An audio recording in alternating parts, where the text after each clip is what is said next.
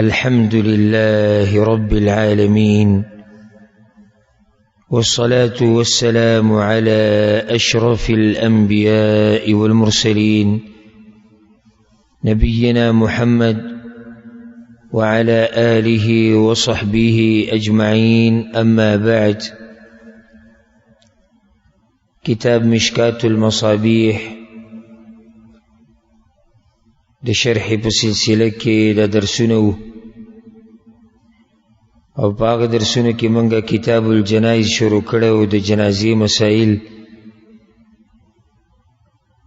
او په دغه موضوع کې منګه دویم باب شروع کړو، باب تمنی الموت و ذکره، د مرګ ارمان کول د څنګه دي او کله روا دي او کله ناروا، او دغه شان د مرګ تذکره.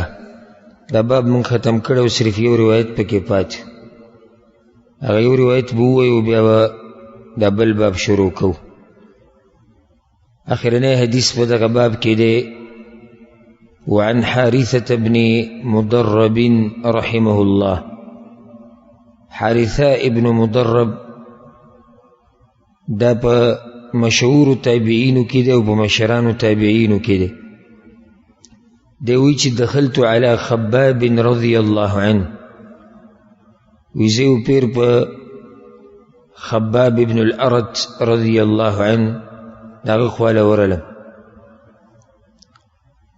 خباب رضی الله عنه دا مشهور صحابی دی او پاغه صحابه کرامو کې دی چې پاوله کې اسلام قبول کړو، بلکې د بعض روایتو مطابق د شپږم مسلمان دی او ډیری سختی تیری کړی دی اسلام د پاره. یو ورځ عمر بن الخطاب رضی الله عنه تپوسو کو، وی پتا باندې سخت ورځ کوم راغلی و په مکه کې؟ وی سخت ورځ په ما باندې هغه راغلی و چې کله د مکی مشرکانو په ځمکه باندې سکروټې کېښودې او زه په هغې باندې راښکودم، نو زما د دې ملا دا چربي چې به ویلې شوه او په هغه سکروټو به ولګېده، نو هغه سکروټې به یې مړې کړې. دا وی په ما باندې سخته ورځ راغلی وه. او د هغه انسان دی چې اسلام یې څنګه قبول کړو نو ښکاره یې کړو، ځکه دته به یې تکلیفونه ډېر میلاو شوي دي، د اسلام ښکاره کړی او ډېر وختي، نو د الله په لار کې ډېرې سختې تېرې کړي او ځکه ور الله د اوچت مقام ورکړی. او اوچت مقام د هغه وخته پورې انسان ته نه میلاویږي چې څو پورې سختې او امتحانونه نه تېر کړي. الله رب العزت د ابراهیم علیه السلام په باره کې وایي: وإذ ابتلى إبراهيم ربه بكلمات فأتمهن. الله وایي ما په ابراهیم علیه السلام باندې د یو څو خبرو امتحان راوستی، فأتمهن، هغه په هغه امتحان کې کامیاب شو. قال إني جاعلك للناس إماما، الله ورته وایي زه تا د خلکو امام ګرځوم. امامتي ورته علم میلاو شوه، په دین کې مشرتي علم میلاو شو چې کله هغه په هغه امتحانونو کې کامیاب شو او هغه سختې یې تېرې کړې. داسې وچ په وچه چاته اوچت مقام نه میلاوي، لکه یو نیم سړی دعا کوي چې الله وچ په وچه مې وبخه، نو خپه په خپه باندې واچوه، صرف د دنیا غم ساته، الله به مانه غټ سړی جوړ کړي او ما ته به اوچت مقام میلاو شي. دا ناممکنه خبره ده، ځکه چې محنت به کې، اسباب به لټې، د هغې نه بعد به الله سبحانه وتعالی ته یو غټ سړی جوړوي، یو غټ مقام به درکوي. نو خباب رضی الله عنه چې دومره اوچت مسلمان دی او دومره اوچت مقام ول الله ورکړی دی، نو دا د دې سختو د لاسه کمې چې ده تېرې کړي دي د الله دپاره. نو دا حارثه رحمه الله دی ورغی په خباب پسې، وقد اکتوى 7، او هغه 7 داغونه لګولي وو. داغ لګول دا د اوسه پورې مشهور علاج دی چې څه شی ګرم کی او هغه د بدن په هغه حصه کې دي په کوم ځای چې تکلیف وي، دې ته داغ لګول وایي. او دې باره کې 2 قسم روایتونه راغلي، لکه بعضې روایتونو کې دې نه من راغلي ده، یا د هغې نه دا مخکاري چې نه دي کول پکار، او بعضې روایتونو کې دا دي چې دې کې شفا هم شته. نو دوان روایتونه په دې طریقې سره جمع کیږي چې دا کار جایز دی او غوره نه دی. دا داغونه لګول جایز دی او غوره نه دی. پیغمبر صلی الله علیه وسلم وی زه نه خوښوم. په نور روایتونو کې دې سره راغلي چې شفا پکې ده. نو معنی دا چې که څوک ولګي الله ول شفا ورکوي، خو پیغمبر نه دی غوره کړي. نو نه لګول غوره دي، او که څوک داغ ولګي نو ګناهګاریږي نه.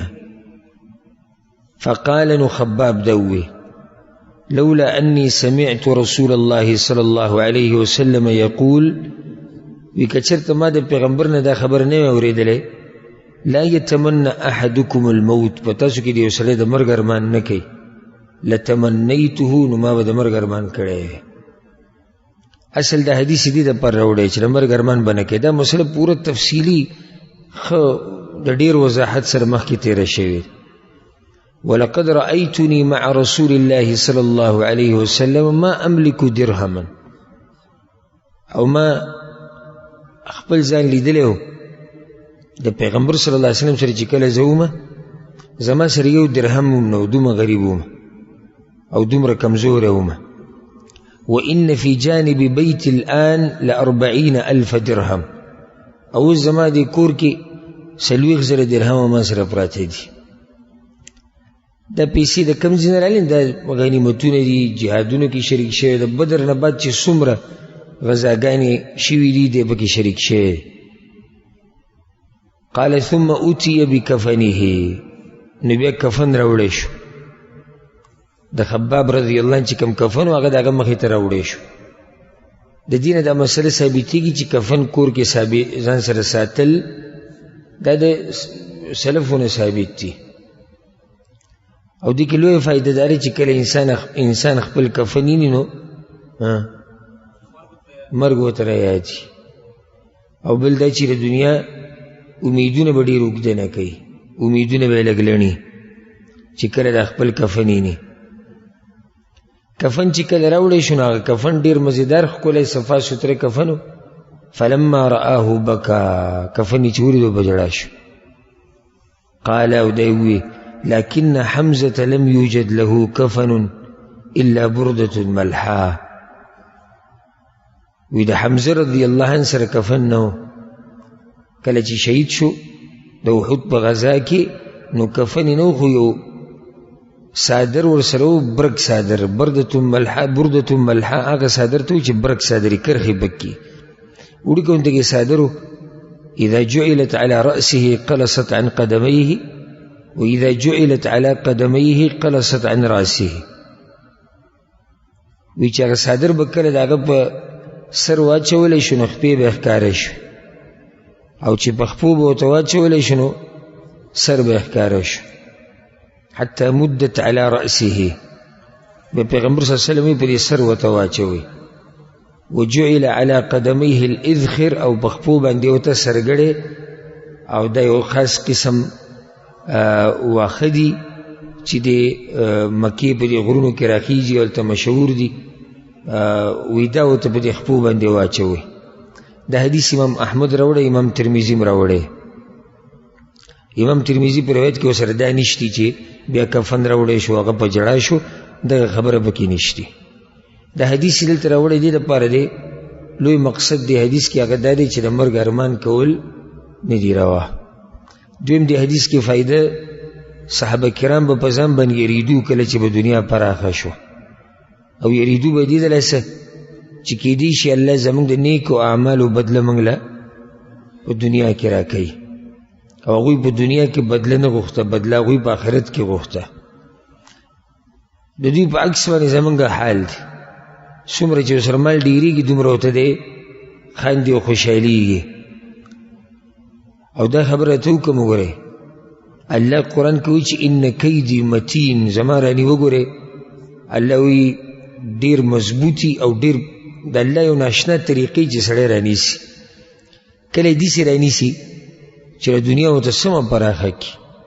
او ځکه یو حدیث کې هم داسې راځي چې یو سړی د الله نافرمانه بندوي او الله ولې د هر څه ورکوي، د دې په ځان ویېرېږي. لکه دا د خوشحالېدو خبره نه ده. ګورې لکه بس خلک زه وایي بس یعنی ستوره به موږ ویلي چې الله هر څه راکوي. دا د الله د رانیوو یو طریقه هم ده ګورې چې انسان له هر څه ورکړي او پرېږدي، روغ صحت، ښه ډېر بچي، ښځه، مال، کور، بنګلې، ګاډي، هر څه وله ورکړي. صحیح ده، د الله نعمتونه دي، خو دې کې یره هم پکار ده. ها یو سړی دینداره دی او ښه سړی دی، الله وله ورکوي، دا هم امتحان یو قسم دی، خو په نسبت د هغه سړي چې هغه د الله دشمن دی او نافرمان او بېدینه انسان دی او بیا ولم الله هر څه ورکوي، نو دا دلیل په دې نه دی چې الله د ده لپاره د خیر او د ښېګړې اراده کړې ده، بلکې الله یې رانیسي خو دی په ځان باندې نه پوهېږي. سورة الانعام کې الله دا خبره کړې ده، د هغه قومونو مبارکې کومې چې تباه کړي دي، الله وایي ما په هغوی باندې دروازې د خپلو نعمتونو کولاو کړې، د خپلو نعمتونو دروازې الله وایي ما پې کولاو کړې، سم نعمتونه مې وله ورکړو. وایي چې کله دوی په دې نعمتونو کې ورننوتو او سم پکې مس شو او دا دین او د هر څه ته بیخي هیر شو، اخذناهم بغته، الله وایي اکدم مې راونیول او عذاب مې پرې راوستو. نو صحابه کرام به په دې یریدو چې یاره کیدی شي دا زموږ دغه نیکو اعمالو بدلی چې الله یې موږ له راکوي. حمزه رضی الله عنه دومره اوچت انسان دی، د دنیا نه لاړ او د هغه سره کفن هم نه و چې په هغه باندې اچولی شوی. بله فایده په دې کې هغه دا ده چې د دین دپاره قرباني پکار ده. قرباني د خباب رضی الله عنه په شان، قرباني د حمزه رضی الله عنه په شان او نور صحابه کرام، دا دین نوم د قرباني دی او په دې باندې ما یو بیان کړی دی، هغه به واورئ. د دین دپاره قرباني، په هغې کې ما ناشنا قصې ذکر کړي د صحابه کرامو چې څنګه هغوی د دین دپاره قربانیانې ورکړي. دین ګوره قرباني غواړي، مال به لګې، وخت به لګې، بدن به لګې، بچي به قربانې، ملک به قربانې، ځمکه به قربانې، جبه به قربانې، ټیم به قربانې، خوب به قربانې، مزدوري به قربانې. دا هر څه چې قربان کړي نو هله به اوچت ځي ته رسي. زه به خپله دنیا کوم او که ټیم میلاو شو دینداري به کومه. دا د کوم ځای دینداري ده چې ته دین له پالتو وخت ورکړې؟ که میلاو شو، که پیسې زیاتې شوې، د ده د اسراف او د مستۍ او د عیش او عشرت نه که پیسې زیاتې شوې ابه په دین ولګو. که خوب نه راتو، که طبیعت مې برابر وو، که د بچو نه فارغه وم، که د ښځې نه فارغه وم، بیا به دینداري کوم. دا د کوم ځای دینداري ده؟ نو د حدیث کې دا فایده قرباني د دین دپاره. د حدیث کې دا فایده هم ده چې د الله لوی لوی اولیاء او ملګري هغوی په دنیا کې د فقیرۍ او د غریبۍ ژوند تیر کړی. او مخکې موږ سره حدیثونه تیر شو هم کتاب الجنایز کې، ان الله اذا احب قوما ابتلاهم، الله چې کله د یو قوم سره محبت کوي نو په هغوی باندې څه کوي؟ امتحانونه پرې راولي. او دی مثال دی حمزه رضی الله عنه ته وګور، او خباب رضی الله عنه، نور صحابه کرام او ټول نه مخکې پیغمبر صلی الله علیه وسلم. د دې نه بعد باب راوړی دی باب ما یقال عند من حضره الموت. ډېر فایدمن باب دی او که په دې ځان پوه کړو نو په ډېرو مسلو به پوه شي. باب په بیان د هغه څه کې چې هغه ویل پکار دي د هغه سړي په خوا کې چې په چا باندې مرګ راشي. باب په بیان د هغه څه کې چې هغه ویل پکار دي د هغه چا په خوا کې چې په چا باندې مرګ راشي. که په بله طریقه ووایو داسې به ووایو چې په یو سړي باندې زنکدن راشي او ساتي وځي او ته یې خوا کې ناستې، نو تا له څه کول پکار دي او څه نه دي کول پکار، دا باب یې راوړی دی. ما تیر شوي درس په آخره کې دې خبرې ته اشاره کړې وه چې خوش قسمت هغه انسان چې د مرګ په وخت کې د هغه په خوا کې یو دینداره سړی ناستي. ولې؟ بس تاسو یو خبره ذکر کوئ، دینداره کې څه کمال؟ په په دې پوهېږي. دی جواب دی. تاسو خو یو خبرې ذکر کوئ، دا خو ډېر کارونه کول پکار دي. دینداره سړی چې د خوا کې ناستو نو دی پوهېږي چې څه کول غواړي څه نه کول غواړي. یوه خو تش دینداره چې علم ورسره وي، هسې تش دینداره د سره ناستي څه به کوې؟ ښه سړی دی خو غریب د څه نه خبر نه نو څه به کوې؟ ډېر داسې دعویدار د دیندارۍ دي چې په داسې مقام کې هغه یو منټ هم نشي کېناستی، هته پته نشي څه کول غواړي څه نه کول غواړي. نه مړی لمبولی شي، نه مړي له کفن ورکولی شي، نه قبر ته کوزولی شي. او چې په خبرو شي نو ته به وایي چې د په دیندارۍ کې د یو غټ مقام ده د دی. بس دینداري چې ورسره علم وي که نه دا دینداري مزه کوي. او د دې سړي دینداري هغه صحیح. ځکه ګوره موږ سوره فاتحه کې وایو چې الله موږ ته وښیه لاره نیغه، نه لار د هغه کسانو غیر المغضوب علیهم ولا الضالین. په چا چې غضب کړی شوی دی څوک چې ګمراهان دي، الله د دوی لارې نه م ساته. دا چې پې غضب کړی شوی د یهودیان دي، د دوی سره علم خو عمل نه و. د ضالین نصارا دي، د دوی سره علم نه و عمل و. نو ځکه علما وایي چې چا سره علم او عمل نه کوي نو دکې د یهود یو صفت دی، او چې چا سره علم نه او عمل کوي او علم نه کوي او په قرآن او حدیث نه پوهېږي په دکې د نصاراو صفت دی. او دا صفت د دې امت د پیرانو مریدانو د صوفیانو دی. د پیران مریدان صوفیان دوی انتهایی عبادتونه کوي. ګوره ډېر زیات عبادتونه کوي د تصوف والا. دوی ګوره ودونه نه کوي پکې، او د جومات په یو ګوټ کې ناستي ټول عمر له، او د پیسو نه او د دنیا نه ځان لرې ساتلی، او په مخه د الله ذکر کوي. دا جدا مسله ده چې د ذکر طریقې غلطې، خو د هغه په ګمان کې صحیح طریقه کوي. دومره عبادتونه به کوي او په هغې کې 90% د عبادات هغه بې دلیله وي، هغه بدعاتو او خرافاتو کې راځي. ولې؟ ځکه چې علم ورسره نه وي. نو دینداري هغه دینداري وایه چې ورسره څه وي؟ علم یې ورسره. ته ولې دا کار کې؟ سره دا دلیل دی. الفصل الأول كأولاني حديث عن أبي سعيد وأبي هريرة رضي الله عنهما. أولاني حديث أبو سعيد وأبو هريرة دي قال رسول الله صلى الله عليه وسلم، پیغمبر صلى الله عليه وسلم دا خبر کړی ده، لقنوا موتاكم لا إله إلا الله. دا حدیث امام مسلم راوړی. پیغمبر صلی الله علیه وسلم وی خپلو مړو ته تلقین د لا اله الا الله کوي. دا ترجمه دی حدیث دی چې خپلو مړو ته تلقین د لا اله الا الله کوي. اولنی مسله دلته مړي ذکر کړي، خو د مړي د مراد هغه سړی دی چې هغه به مري. نو مړی ورته ولې ووي؟ په نسبت د هغه حال چې کوم په ده را روان دی، مړی دی. تلقین ګوره مړي ته نه کېږي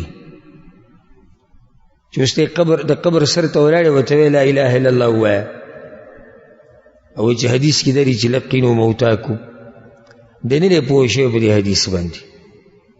دلته مراد د پیغمبر صلی الله علیه وسلم دا دی چې کم کسان په تاسو کې مرګ ته نږدې شي او زنکدن پرې راشي نو تلقین ورته کوئ. تلقین معنی خبر رایادول، یو سړي ته خبر رایادول، دې ته تلقین وایي. نو دې ته رایاده کوي کلمه د لا اله الا الله، کلمه د توحید. هغه کلمه هغه توحید چې د هغې د راښکاره کولو دپاره الله د ټوله دنیا او د مخلوق پیدا کړی. نو دا طریقه یې زده که چې کله د چا خوا کې ناست او زنکدن پرې راغی نو تختتې مه، ښه ښکلی ورسره کښېنه، سره د حوصلې او تلقین د لا اله الا الله ورته وکړه.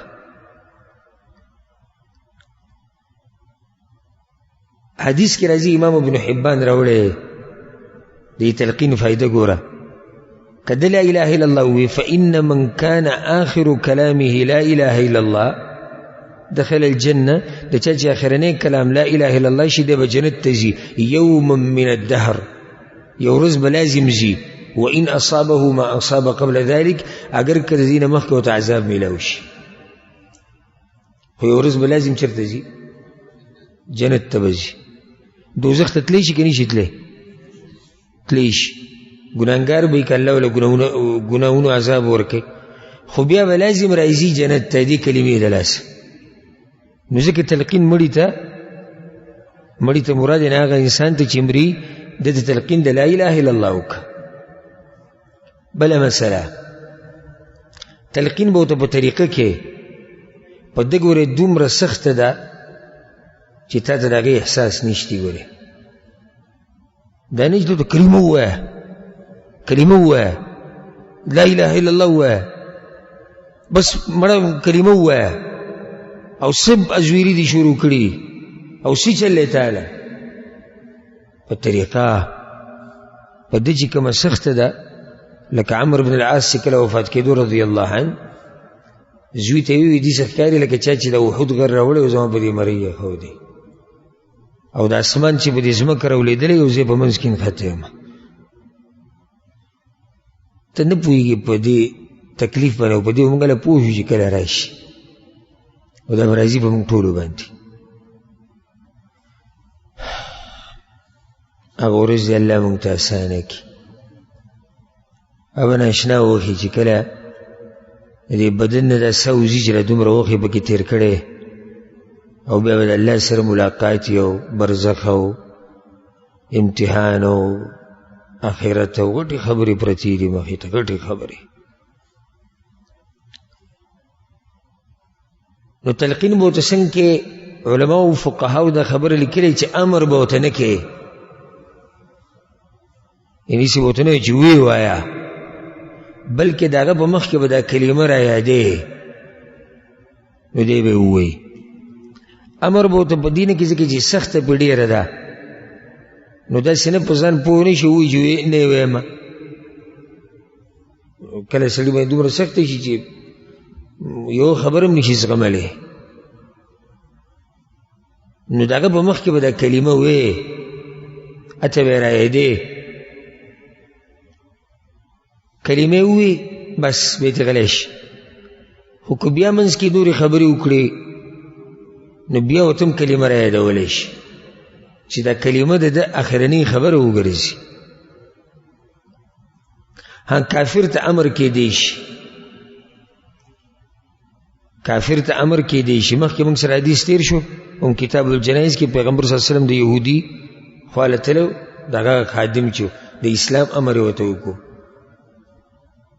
دغه شان دې باندې نور هم بعض دلایل شته کافر ته به امر کې پیغمبر صلی الله علیه وسلم خپل تره ته ویلو چې کله مړ کېدو قل لا اله الا الله لا اله الا الله ووایه ابو طالب ته ویلو کنه نو کافر ته امر کېدی شي هر چې مسلمان دی نو هغه ته یې را یادوه خو تنګوی مه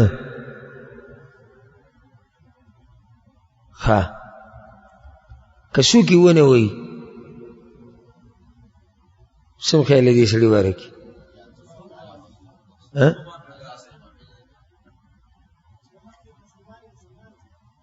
مونږ خو دا نه وایو چې مسلمان دی که کافر دی امید به ښه ساتو ولې به ښه امید ساتو مسلمان دی دلیل به ته زه وښیم الحمدلله په هره خبره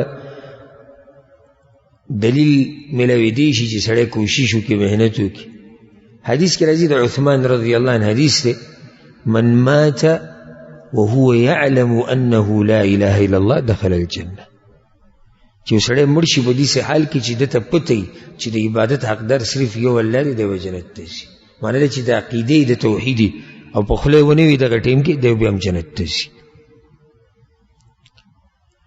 د عوامو کې دا مشکلې چې ما تیر شوي درس کې هم که څه دا مسله ذکر کړې او موږ چې کله هغه حدیث ذکر کوو المؤمن یموت بعرق الجبین چې د ښه خاتمي یو نښه ده چې په تندي باندې خوله راځي خو دا لازم نه ده موږ وایو چې دا د خبره ښکاره کېږي کېدای شي راښکاره نه شي او د سړی دینداری نو د عوام چې کله یو داسې حدیث واوري داسې نښه واوري بیا سړي ته ګوري چې مري که دا نښه پکې نه وي بس په ده ډایرکټ فتوا لګوي دا بېدینه یو سړی ښه دینداره دی، په آخري وخت کې کلمه ونه وي، او ډېر داسې دینداره تېر شوي دنیا نه چې هغوی په آخري وخت کې کلمه نه نصیب شوي.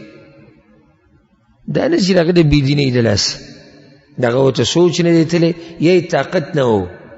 دغه ټیم کې خبرې کول ګوره ډېر ګرانې. بعض خلک صرف خبرې کولی شي، بعض خلک اکثر خلک په زنکدن کې خبرې نشي کولی. او ما په خپله لیدلي دي، زه د یو څو کسانو سره ناست یم، ما په خپله زنکدنې لیدلي چې بلکل دا انسان په خپله سخته کی بس، او صرف د سترګې اړې راړې، یو ته ګوري او بل ته ګوري، او خبرې وبرې نشي کولی او نه څه ویلی شي، ځکه چې دی په یو لویه مرحله کې دی. یعنی د دنیا نه نقل کېدل برزخ ته دا معمولي مرحله نه ده، غټه مرحله ده. پوره دی بدلیږي، ځي د دنیا نه برزخ ته په سفر باندې وځي. نو هغه سخته کې دی اکثر خبرې نشي کولی. ښه دینداره به وي، ښه موحدي، نو بیا موږ دا نه وایو چې بس دی بېدینه دی او په بېدینۍ کې مړ شو، داسې خبره به نه کوو. د هغې نه بعد حدیث دی وعن ام سلمة رضی الله عنها. ام سلمة وی قال رسول الله صلی الله علیه وسلم، پیغمبر صلی الله علیه وسلم دا خبره کړې ده اذا حضرتم المريض او المیت، کله چې تاسو د بیمار خواله ورشئ یا د مړي خواله. ګوره د حدیثونو کې ګوره د مړي نه مراد هم دقه اجرا زنکدني. فقولوا خيرا، نو د خیر خبرې کوئ. فإن الملائكة يؤمنون على ما تقولون، دغه ټیم کې ملائک په هغه څه باندې امین وي چې تاسو یې وایئ. د حدیث امام مسلم راوړی. بنیادي مسله دی کې دا ده، د بیمار په خوا کې او د زنکدن حالي په خوا کې او چې مړ شي ساتي وځي د ده په خوا کې د خیر خبره به کې، ښایسته دعاګانې به غواړي، ځکه چې ملائک په امین وي. او دا خیر ټکی عام دی، عامې خبرې به هم د خیر کې. او د یو سړي زنکدن دی او ته خوا کې ناست، اله غرق شو، اله تباه شو، راشئ فلاني راشه، اکثر دا ښځې چې کوي راشه، روان دی د دنیا نه وینئ، او بس لاړو ختم شو منګه. دا ګډې وډې خبرې به نه کې.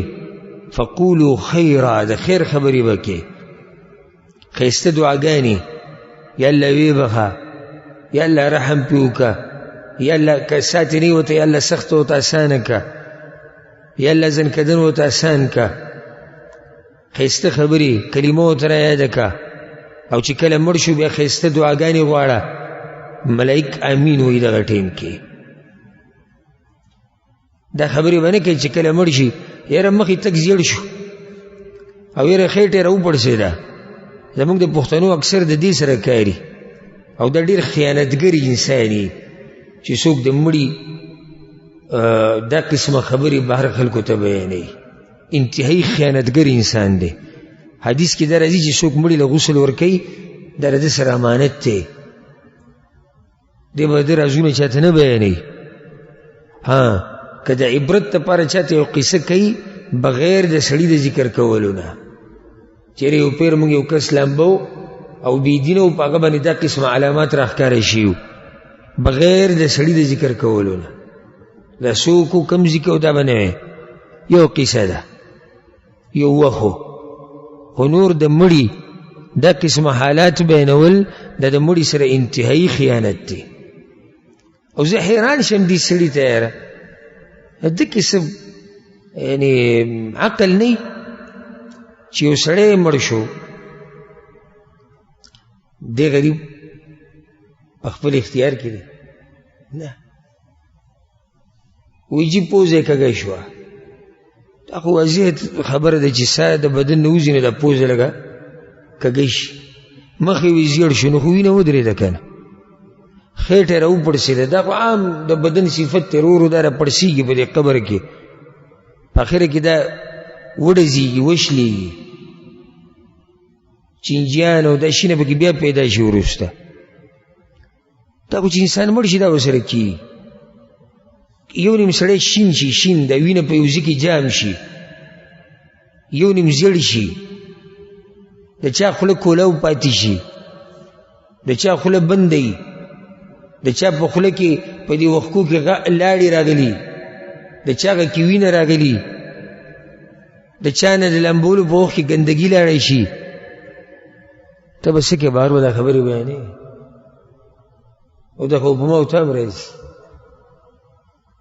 نو موت او په څه حال کې پراته د ځان ته پته وي ته به سوري که زیړ به که شین به، ستا خېټه به پړسي که نه به پړسي، خوله به دې بندې کې کولاو به په کومه طریقه باندې عمري تا ته دا پته شته ته څنګه دی مسلمان رازونه ښکاره کې. او دې کې داسې چل توبه الله وي توبه تک زیړوسي چل دی، زیړوسي چلو شو لږ ساعت له ته دا لاس داسې ونیسه دا په دې مړوند کې دا لاس ټول تک زیړ کېږي ځکه چې وینه بې بنده شوه، دا خو واضح خبره ده. یا شین کېږي ځکه چې وینه پکې جام شوه، ته به توبې وباسې ځکه چې بېدینه و او په خپله به ټک خطا مونځ هم نه کوي، هغه ټک خطا هم نه کوي او نورو پسې به خاندي. الله نه یره پکار ده. دا هغه انسان دی چې الله سره ملاقات شو او دا راته ووایم یو سړی چې داسې سخته تېره کړي لکه 300 ګزارې چې په چړو باندې ووایې د ده حالت به نه بدلېږي. تا باندې چې معمولي یره راشي او صرف د څوک دنیاوي مسلو کې چې دکان دې خراب شوی دی یا ګاډی دې سوځېدلی دی یا ګاډی جنګېدلی نو تک زیړ شي او رپېږي، او په یو سړي باندې زنکدن سخته تېره شوې ده د حالت به ګډوډ نه وي، ده په خوله کې به وینه نه راځي، دی به پوزه به یې نه کږېږي، د ده لاس خپې به نه زیړېږي، څومره سخته په هغه تېره شوې ده. دا رازونه دا قسمه خبرې بهر هغه چاله نه دي په کار چې څوک مړی ویني، که لمبولو په وخت کې ولیدو او که وروسته راشي ایني. لکه اکثر زموږ په دې ملکونو کې د جنازې په دې ټیم کې وله مخ ښکاره کې وي که څوک یې چې دې ولیدو په هر حال چې و ښه ګمان به پکې د الله نه به ښه امید ساتي. او دا قسمه خبرې یې ته ضرورت نشي ځکه چې دا حالات په موت باندې راتلو ولري او د چا هغه خبرې مه کوه هغه حالات یې مه بیانوه کوم حالات چې په تا باندې هم راځي چې لا په موت باندې نه راتلی نو د خلکو خبره به هم کړې وې خو دا خو په موت باندې به هم راځي او هغه ناشنا حالي الله اکبر ډېر ناشنایي چې دا روغ رمټ انسان یعنی مثال یو سړی 3 بجې مري 2 منټه کم 1 منټ کم 3 بجې دا روغ رمټ سړی او سا پکې 3 بجې د دقې شان پروت او چغې ورته واوړه کوی او خوځوی هېڅ پکې دی. دا مړي که چا لمبولي هغه به ښه تجربه دا مړی چې کله لمبوي دا قینچي ترې راولي دا جامې ته وباسي دا جامې ته به منځ سیري کړي او بیا ترې لرې کوي ناشنا منظري او جري شاړی راړی او یعنې پرونه پورې روغ رمټ انسان نن هغه تیاړی راړی او هغه تا ته څه نشي ویلی چې ژوندی و د ده بدن له چا لاس نشي وړلو داسې یو زورور انسان و او داسې حیاناک انسان و او داسې دروند انسان و نن هغه دغه شان په تخته مړ پروت دی او د خلکو په لاس کې دی چې چا څه وکړو. نو د مړي په خوا کې ښایسته خبرې او چې زنکدنې یي دغه ټیم کې هم ښایسته خبرې او د بیمار په خوا کې هم ښایسته خبرې. د بیمار مسله مخکې تېره شوې ده موږ پوره باب بیان کړی چې د مریض د عیادت طریقه څه ده. نو دې ټیم کې د درون انسان او د دیندار انسان پته لګي د خبرو نه د ده خبرې مزیداري د ده خبرې درني د ده خبرې د حوصلې د ګډې وډې خبرې واویلا چغې چغارې د جاهلیت خبرې خیرې دا قسمه کارونه نه کوي. دا حدیث امام مسلم راوړی. دې نه بعد چې کوم حدیث دی دا د ام سلمه رضی الله عنها دی وی پیغمبر صلی الله علیه وسلم وی چې ما من مسلم تصیبه مصیبه وی کله چې یو مسلمان ته مصیبت ورسی فیقول ما امره الله به او دی هغه سوي چې د سوت الله ویلي دي. الله ته ویلي دي انا لله وانا الیه راجعون. سوره بقره کې دا خبر الله ذکر کړی ده. اللهم آجرني في مصيبتي واخلف لي خيرا منها. دا دعا وي انا لله وي او بیا بس دا دعا وي. دې معنی دا ده چې الله مالا اجر راکړه زما په دې مصیبت کې او د دې په بدله کې د څه چې درنه واغستو د دې نه غوره مال راکړه. پیغمبر صلی الله علیه وسلم وایي چې چا دا ذکر وي دا دعا یې وغوښته الا اخلف الله له خيرا منها. چا چې دا دعا وي الله به دې مصیبت په بدله کې اجر ورکوي او دا څه چې هغه سي د دې په بدله کې به ډېر څه ورکوي. دلته فائده پیغمبر صلی الله علیه وسلم ما من مسلم تصيبه مصیبه، چاته مصیبت ورسي دا مصیبت ګوره یوازې مرګ ته نه وایي خو مرګ لوی مصیبت دی. مرګ صرف یوازې مصیبت نه دی، مرګ لوی مصیبت دی. نور مصیبت هر قسم مصیبت چې تا در ورسي به کې دا وایي انا لله وانا الیه راجعون. اللهم اجرني في مصیبتي واخلف لي خيرا منها. لکه یو سړی دی بیمار شو، مصیبت نه دی که نه دی؟ ها ډاکوانو دې پیسې وتښتولې، مصیبت دی. ځکه کله چې انا لله وایي په دې بعضو خبرو زموږ دا خلک وایي مړ خو نه دی، نو دې بعضو ذهن کې دا دی چې دا انا لله وانا الیه راجعون بیا دغه دعا دا د مرګ سره خاص ده. حالانکه قرآن کې او حدیث کې د مصیبت ټکی راغلی دی. الذين اذا اصابتهم مصیبه قرآن کې دي دي او حدیث کې دي ما من مسلم تصيبه مصیبه. هر مصیبت چې راشي دا به وایي. ام سلمه وی فلما مات ابو سلمه رضی الله عنه، کله چې ابو سلمه وفات شو د ام سلمه رضی الله عنها د پیغمبر صلی الله علیه وسلم بیبی ده، خو مخکې د چا په نکاح کې وه؟ ابو سلمه رضی الله عنه. وی کله چې ابو سلمه وفات شو او دا دعا د پیغمبر صلی الله علیه وسلم د نصیحت زما را مخې ته شو چې انا لله به وایي به وایي چې الله مصیبت کې اجر راکړه، یا الله د ده نه غوره راکړه. وی ما وی چې ای المسلمین خیر من ابي سلمه، نو چې الله د نه غوره راکړه خو ابو سلمه نه غوره څوک دی؟ ښځې تخاون ګرانې. معنی دا نه دی چې په ټولو مسلمانانو کې ابو سلمه غوره دی، او معنی دا دی چې د هغې په نظر کې ابو سلمه رضی الله عنه غوره انسان دی. وی ما وی چې ابو سلمه نه به غوره لاسو کې اول بیت هاجر الى رسول الله صلی الله علیه وسلم، اولنی کور او کورنۍ چې د پیغمبر صلی الله علیه وسلم طرف ته هجرت کړي هغه د ابو سلمه رضی الله عنه کورنۍ دی، د اوچت انسان دی. ثم انی قلتها، خو ما هغه ذکر وی ځکه چې پیغمبر صلی الله علیه وسلم ویلي چې دا ذکر وایي.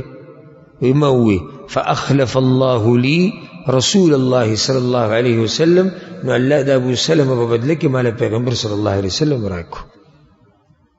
څو ورځې بعد پیغمبر صلی الله علیه وسلم پسې ورغی او یې غوښت دا دغه دعا برکت دی. وی الله راکه دا سجدې هغه سي د دې نه غوره راکه، الله ولا پیغمبر صلی الله علیه وسلم ورکو. ته دا ذکر دا دعا وایه، الله بدله دا هغه څه نه غوره درکړي چې څه دله درکړي دي، څه د نه واغستو او د هغې بدله به دله درکړي، مصیبت کې به دله الله اجر درکړي او زړه ته به دې سکون میلاوي شي. دا حدیث امام مسلم راوړی. دا حدیث دلته په دې باب کې دې دپاره راوړو تا ته دا وایي که د مړي په خوا کې ناستې، یعنې یو سړی زنکدن دی او مړ شو او ته یې خوا کې ناستې، نو چې ساعت یې وځي نو دا ووایه انا لله وانا الیه راجعون اللهم آجرني في مصیبتي واخلف لي خيرا منها. دا ووایه په هغه ټیم کې ګډې وډې خبرې به نه کوئ او نه به چغې چغارې وایي او نه به زنانه را جمع کوي چې ماتمونه شروع کړي او نه به د کټونو او د دیګونو قصې کوي، بلکې دلته به دا ذکر وایي. دا د مسلمان شان دی. دا غینه بعد دا حدیث هم د ام سلمة رضی الله عنها دی وجه دخل رسول الله صلى الله عليه وسلم على أبي سلمة وقد شق بصره وی پیغمبر صلی الله علیه وسلم چې څنګه راغی او راننوتو زمون کور ته ابو سلمة رضی الله عنه پس پیغمبر صلی الله علیه وسلم ته خبر ورسېده چې ابو سلمة په تکلیف کې دی نو پیغمبر صلی الله علیه وسلم خواله راغی وی پیغمبر صلی الله علیه وسلم چې خواله راغی د ابو سلمة د سترګې کولا وی نو پیغمبر صلی الله علیه وسلم ته پته ولګېده چې دنه څه ووتو فاغمضه نو سترګې وله بندې کړې دیز کی تا ته دا طریقه ښیي وي که چېرته د چا خوا کې ناستي او ساعت یې ووتو نو هسې چل به وکړي دا سترګې به وله بندې کړي ثم قال بیا پیغمبر صلی الله علیه وسلم دا ووایي ان الروح اذا قبض تبعه البصر رب العالمین چې کله روح واخلي د یو بنده نه او بر رواني د روح نو دا سترګې ورپسې ګوري ورته هر انسان چې مري او سترګې کولاو پاتې شي یو هغه چې سترګې بندي نو د دا سترګې نیغې بره هغه روح ته ګوري څه وخته پورې په دې سترګو کې ګوره سایي یعنې سترګې څه وخته پورې کار کوي عام روح خو دنه واخیستی شي خو دا سترګې څه وخته پورې کار کوي بعض ډاکټرانو دا تحقیق کړی دی چې څه وخته پورې دا دماغ هم کار کوي څه وخته پورې دا دماغ هم کار کوي او دا سړی په دې پوهېږي چې او زه مړ شوم زه دنیا نه لاړم په دې ټوله خبره باندې دی خبري قرآن اشنا یعنې زه خو چې دا وخت رعایت کړم چې کوم ټیم کې ستا زمانه واخیستی چې او ذهن به لږ ساعت له کار کوي او سړی په دې پوه شي چې او زه والتفت الساق بالساق الى ربك يومئذ المساق چې او زه اوس الله سره یقیني هغه وخت راورسېدو د کوم په باره کې چې به مونږ خبرې کولې چې مرګ به راځي او هغه راورسېدو او اوس به د الله سره ملاقات کوم نو چې د دې انسان به څه کیفیت وي څه وخته پورې دا نوکونه دا ویښته دا هم د بدن غټېږي دا نوکونه ویښته هم څه وخته پورې غټېږي ور او بیا به داسې وخت راشي چې هر څه ختم شي نو دا روح چې کله د بدن نه وځي نو دا نظر ورپسې شي نو ځکه دا سترګې د دغه انسان نیغې پاتې شي قړاغې راوځي وی کله چې پیغمبر صلی الله علیه وسلم دا خبره وکړه نو کور والا پوه شو چې ابو سلمة وفات شوی دی پیغمبر صلی الله علیه وسلم ورله سترګې بندې کړې او بیا دا خبره وکړه نو هغوی خبر شو چې وفات شوی دی فضج ناس من اهله نو د ابو سلمة خپلوانو شور جوړ کړو داسې یعنې کله چې خبرې شي خلک چې بهی پلانی مړ شو دا خلک بهر انتظار کوي که نه ناستي ورته څوک ولاړي او څوک کته ځي او بره ځي او د کمرې نه ول اواز ورکړي چې وایي صادر راوړئ صادر هغه نه څه ووت فضج ناس من اهله نو بعضو خلکو د هغوی په کور والو کې شور جوړ کړو پیغمبر صلی الله علیه وسلم ورته نصیحت وکړو لا تدعوا على انفسکم الا بخیر ګوره دعاګانې چې غواړي د خیر دعاګانې به غواړي د ځان د پاره م او د دې مړي د پاره م داسې نه چې ځان ته خیري شروع کوي ګوره یا د مړي په باره کې ګډې وړ څه ونه وایي ګوره خبره چې کوئ د خیر خبره کوئ دعا د خیر دعا غواړي فإن الملائکة یؤمنون على ما تقولون ملائک ګوره امین وایي په هغه څه باندې چې تاسو یې دې ټیم کې وایي خو دا څومره قیمتي وخت دی زموږ په معاشره کې د دې وخت قیمت او قدر چاته معلوم دی دا وی خو لږ قیمتي دی ملائک امین وایي څومره قیمتي وخت دی څومره قیمتي چې د مړي دپاره دعا وغوښتی شي او د ځان دپاره هم چې الله ماله صبر راکړه ماله اجر راکړه څه چې دې زموږ نه واخیستو د دې په بدله کې موږ له ډېر څه راکړه دا دومره قیمتي وخت زموږ په علاقو کې زموږ په ملکونو کې هغه په چغو چغارو کې تیر شي هغه په ګریوانونو شلولو کې تیر شي هغه د کټونو پر جمع کولو کې او د دیګمار په کتو کې او د دیګونو په قصو کې تیر شي، هغه په دې کې تیر شي چې مخې شینو رنګ یې زیړو خېټه را پړسېدلې وه پلانې کار دي سي او پلانې دي سي په دې کې تیر شي. څومره قیمتي وخت ضایع شو. د دعاګانو د قبلېدو وخت دی دا ګوره. که دا مصیبت والا په چا چې مصیبت راغلی دی که دوی د ځان دپاره دعا غواړي او که د مړي دپاره غواړي ملایک پې امین وایي. هغه قیمتي وخت د جهل د راز سره د خلکو نه ضایع شي. بیا پیغمبر صلی الله علیه وسلم وی اللهم اغفر لأبي سلامه، یا الله ابو سلمه وبخي، وارفع درجته في المهديين، او یا الله اوچته درجه ولا ورکي په هغه کسانو کې چې هدایت ورته ملاو شوی دی.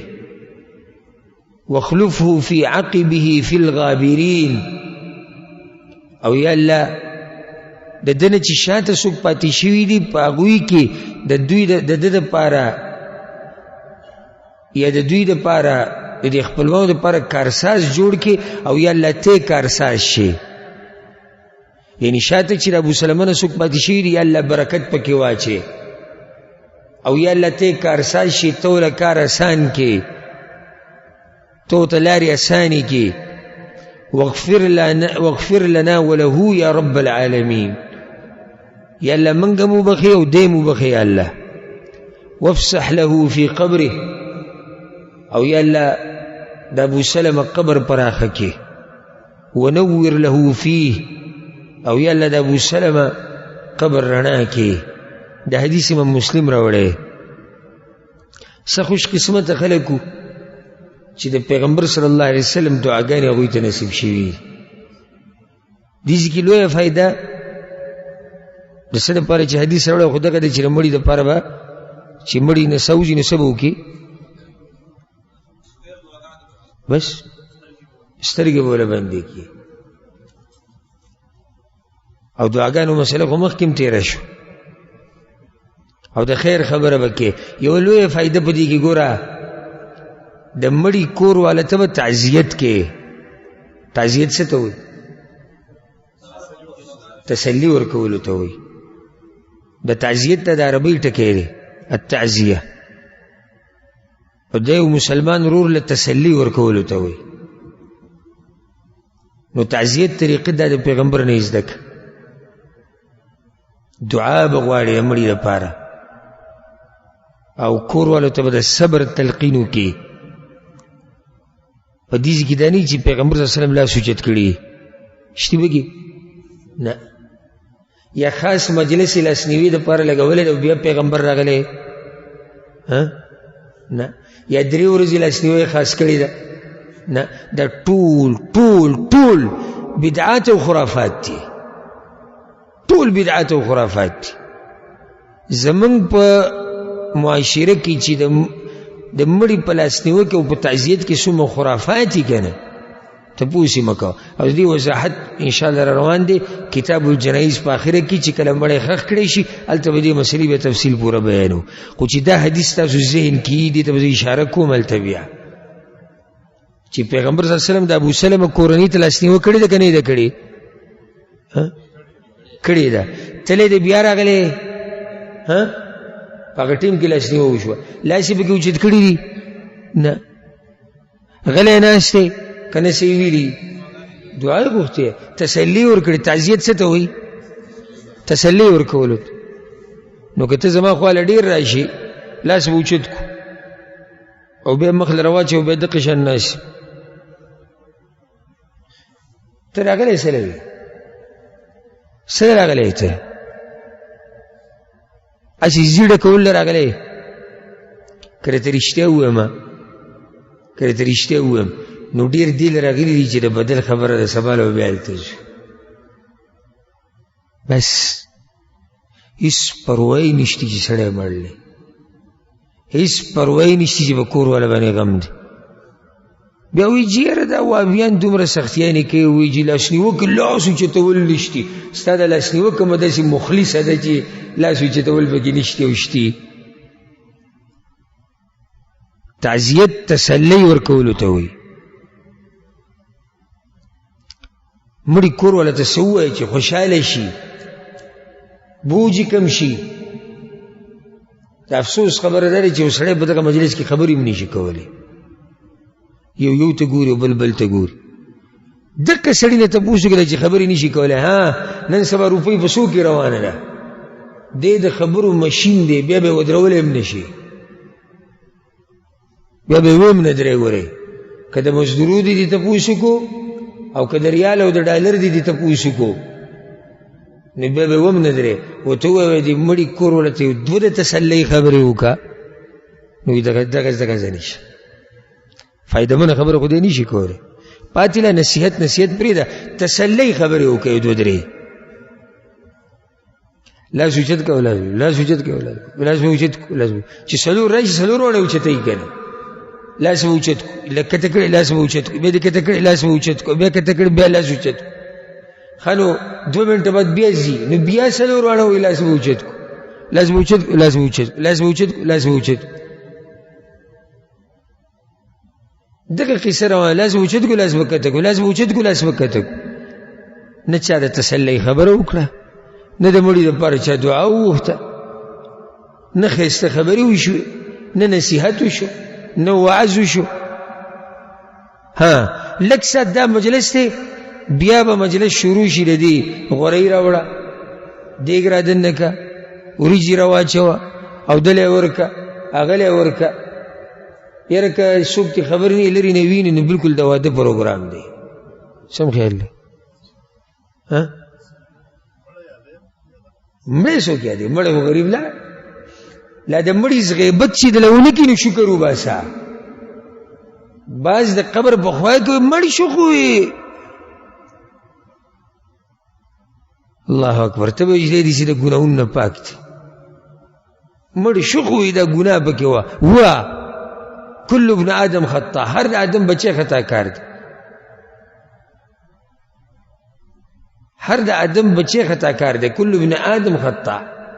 نو ته د دې غیبتونه کې ته خیر خبره خو ته نشي کولی، تسلي ته نشي ورکولی، دعا ته نشي غوښتی، نو بیا خو دا غلي کېناسته د ښه دي چې غلی کېني.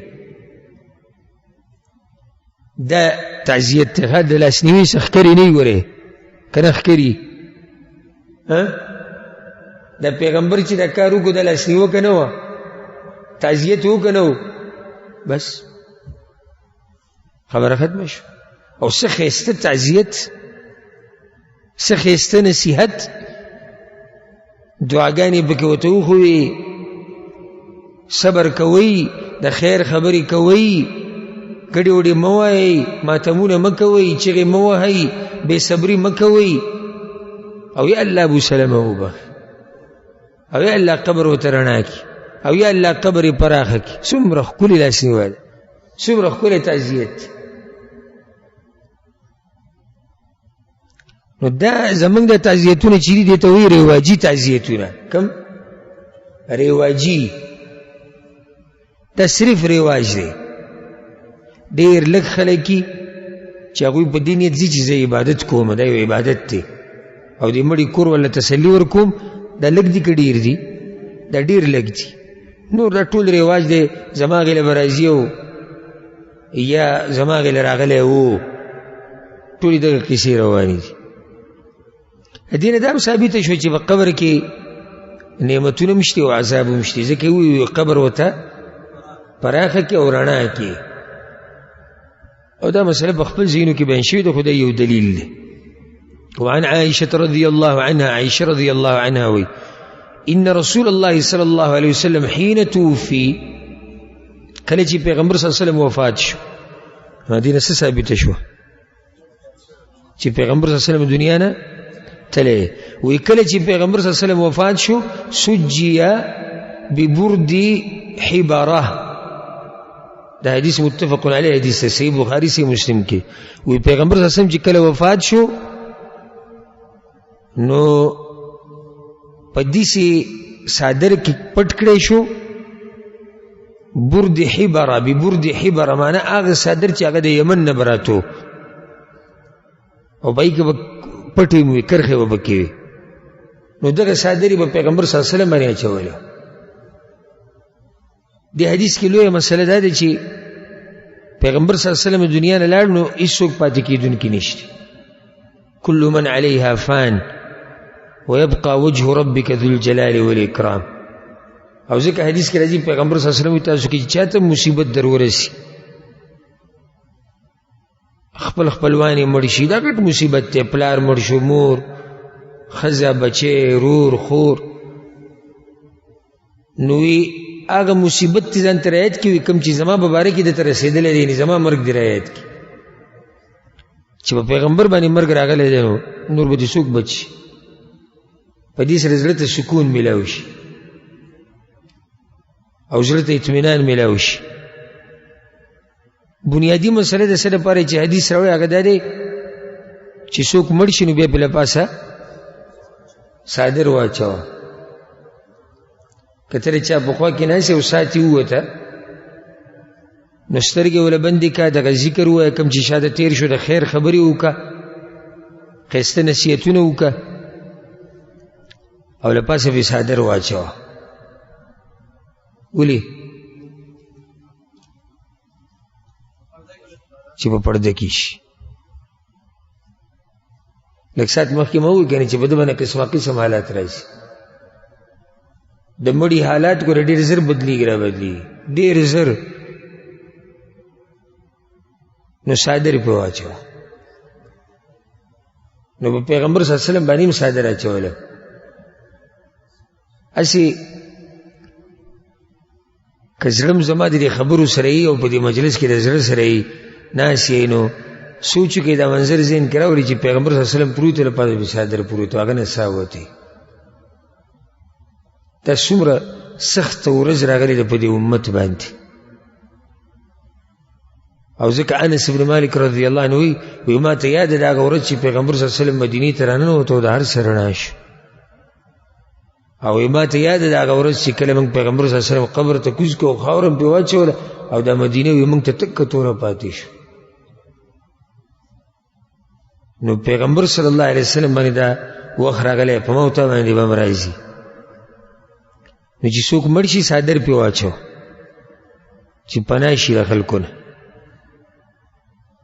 دا نه چې کولاو دي یخودی دی او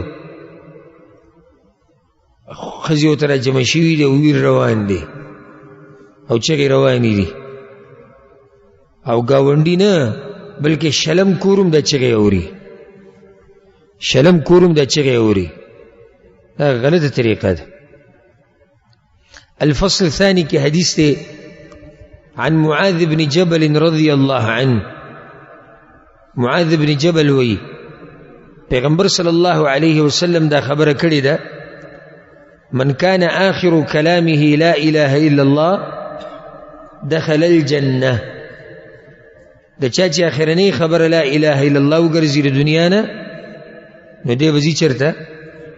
دی وځي جنت ته. لا اله الا الله چې چاته د مرګ په وخت کې د دې ویل نصیب شي د خوش قسمت انسان دی. او دا نصیب کوي الله هغه چاته چې په دې کلمې ژوند تیر کړی او د دې کلمې په سوري کې ژوند تیر کړی، د لا اله الا الله مطابق ژوند تیر کړی. چې دا کلمه وی چا ووي په آخره کې یعنی آخري خبره دنیا نه ده وګرځېده دی به جنت ته شي. یو واقعه به ته ذکر کړم ډېر عجیبه، دې حدیث سره تعلق ساتي، ډېره ایماني واقعه ده. یو لوی محدث تیر شوی دی د امت، یو لوی محدث او د حدیثونو په علم کې یو غر، الامام ابو زرعه الرازی رحمه الله. دی په 246 هجری کې وفات شوی. امام ابن الجوزی په خپل کتاب صفة الصفوه او امام ذهبی په سیر اعلام النبلاء کې او نور علماء ذکر کړي دا واقعه د دې ابو زرعه رحمه الله مبارک. ابو جعفر التستری رحمه الله وی وی منگ تا پتہ ولگی دا چی ابو زرعہ رحمه اللہ بیمار دے او بیماری سخت شوی دا نو چی منگ ورلو نو دا غزن کدنو دا امام ابو زرعہ الرازی رحمه اللہ زن کدنو او سبحان اللہ دا نیکانو سر چیلی تعلقی کنا نو دا خلق بر سر پا قیمتی وقتونو کی کینی وی چی منگ ورننوتو نو دا غز سر امام ابو حاتم الرازی خواکی ناسو دا بلوی محدث دے او ابن واراء الرازی اغاو سر خواکی ناسو او ابن المنذر ابن شاذان دا بلوی محدث دے و سرم ناسو دنیا کی چیری چا سر وقت تیر کڑی دا خلق دا سر بدی سی وقتونو کی ناسی او دا دی پتہ گورا پا جنازی کی لگی دا چا جنازی لے چلار شی کنا وی گورا دا پا جنازی کی اکثر خلق کمی ہو دی نو دینا با اندازه ہو لگی چی دا پا دنیا کی دا چا سر جون تیر کڑے دا دینا اندازه لگی دا دنیا کی چا سر جون تیر کڑے وی چی منگ ورنن ہو تو امام ابو زرعہ رحمه اللہ بانی زن کدن دے و سخت پیڑی رشوی دا او دا دریون وصر ناسی دا لوی محدثین دی لوی محدثین او دا بس سناشنا منظرو سناشنا مجلسو چی دا علم مغرون بکی طول لجمع شوی دی وی دی دریو علماء دا مشورو کڑیو بلسرہ چی دتا تلقین کول غواری دا لا الہ الا اللہ زکی جلتا حدیث کی لقینو موتاکم خسنگا حیا ولا ورتلا چی دا خسوک دے دا خدا علم وغر دے خدومی وامان دی خدا اغا قدر و مقام اغا بیا دا دوی نوچت پا علم کی خنوس حیا ولا ورزی دتا بسنگا وایو سناشنا ادبناک خلق و دی ادب دلاس اللہ دا غیر اوچت خلق جوڑ کریو نن سبا دی مخت را دانگی چی او مسئلہ ازدگی کنا مخت دی را دانگی دا مخت دی را شکی او تب استازی وی موت دا ٹوپک دا چلو خو چی چلی ازدکو ناولنی ڈزی پا ما باندی ہوکو دا سی دوی حیاناکو خو سنگا دتا بدا سنگا وایو چی کلمه او یا تلقین با سنگو نو پا دی مشورو کرد چی دا حدیث با وایو لکه چی من یو بر سر لیگیایو سند بدا حدیث وایو بس دتا بدا من طرف دا توجه شی دی کلمه تا با توجه لارشی بس دا کلمه با وای ناگا یو شروع کرد ابن وارا شروع کرد حدثنا فلان قال حدثنا فلان قال حدثنا سندی شروع کو خو په منځ کې پر پیر راغی نو پورې نکو یو خو مخامخ سړی ډېر غټ سړی دویم د غزن کدن دی یو دومره قیمتي انسان او د امت یو لوی امام او محدث زی نو په وخت کې څه کیفیت د هغوی ته ښه اندازه وه نو بیا دی ابن المنذر شروع کړه بیا هغه پکې په منځ کې ګډوډ شو بیا امام ابو حاتم الرازی رحمه الله هغه شروع کړه حدثنا فلان قال حدثنا فلان یو ځای ته ورسېد هغه هم ودرېد نو امام ابو زرع الرازی رحمه الله وی سترګې راواړولې وی چې مالک کېنوئ کېناستی نه شو تکلیف یې ځان کدن وی اغوی کینو وی چی کینو وی چی حدثنا بندار منگتا دا حدیث بندار ویلے دے قال حدثنا ابو عاصم اغوی چی دا حدیث منگتا ابو عاصم بین کرے قال حدثنا عبد الحمید اغوی چی دا حدیث منگتا عبد الحمید بین کرے دے عن صالح اقد صالح نے روایت کرے دے عن کثیر ابن مرہ هغه كثير بن مرة دا روایت نقل کړی دی عن معاذ بن جبل رضي الله عنه، هغه معاذ بن جبل نه نقل کړی دی قال قال رسول الله صلى الله عليه وسلم من كان آخر كلامه لا إله إلا الله.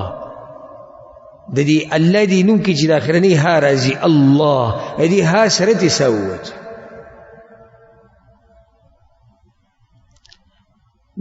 من كان آخر كلامه لا إله إلا الله، الله نوم سره تسوت. داسې خلک په دنیا کې تیر شي. یو حسن خاتمه چې په لا اله الا الله ته مرګ نصیب شي. دویم د علم سره دا شوق. اوس دغه دې ته توجه نشته چې دوی دا حدیث ولي وي ما ته کلمه را دي نه دا وایي چې دوی یو بل سره لګیا دي او دا سند ته ګډوډ کړي. د مرګ په دغه ټیم کې چې یو سړي ته سند یادي څه مو خیال دی؟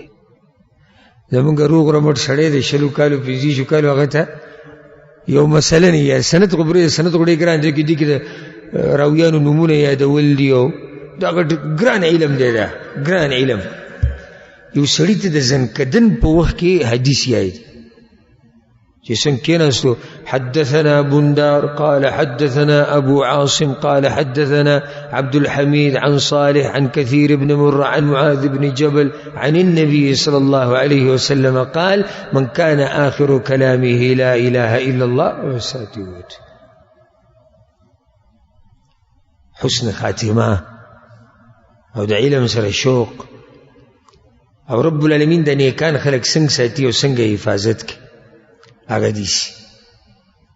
نو دا د دې حدیث سره یو ایمانی واقعه چې تاسو ته ذکر کړه د دې سره د انسان ایمان ډیر شي او کوشش کوي چې د لا اله الا الله په سوري کې ژوند تیر کړي چې الله تعالی کلمه نصیب کړي. په اخري وخت کې دی ویل او دغه شان د علم سره شوق پیدا کیږي چې دا قسمه قصې سره واوري. په دې به اکتفا وکړو. روان درس کې به انشاءالله د دې باب باقي حدیثونه پوره کوو. ډېر فایدهمند باب دی او ډېرې اهمې مسلې دي پکې. الله دې به موږ پوه کړي او الله دې زموږ آخرنۍ خبره د دنیا نه لا اله الا الله وګرځي. الله سبحانه وتعالی دې موږ ټولو ته د آخرت هغه سختي او هغه امتحانونه هغه پړاوونه الله دې هغه موږ ټولو ته آسان کړي.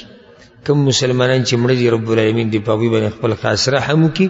هذا والله أعلم وصلى الله وسلم على نبينا محمد وعلى آله وصحبه أجمعين.